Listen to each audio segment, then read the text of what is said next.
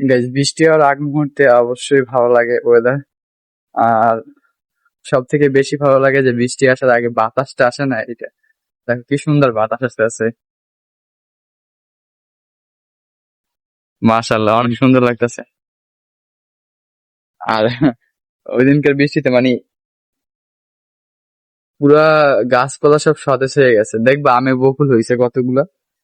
ফুল হওয়ার পরে তারপর অনেক সুন্দর সুন্দর ছোট ছোট আম আছে, দেখে ওই যে দেখতে পাইতেছো গাছে। এইটা প্লাস ওইটা আমার ক্যামেরায় দেখা যাইতেছে কিনা আমি বলতে পারতেছি না, কিন্তু যে হয়েছে ওই যে গাছের মাথায় মাথায় হয়েছে। আর এই পুরো এলাকার ভিউ,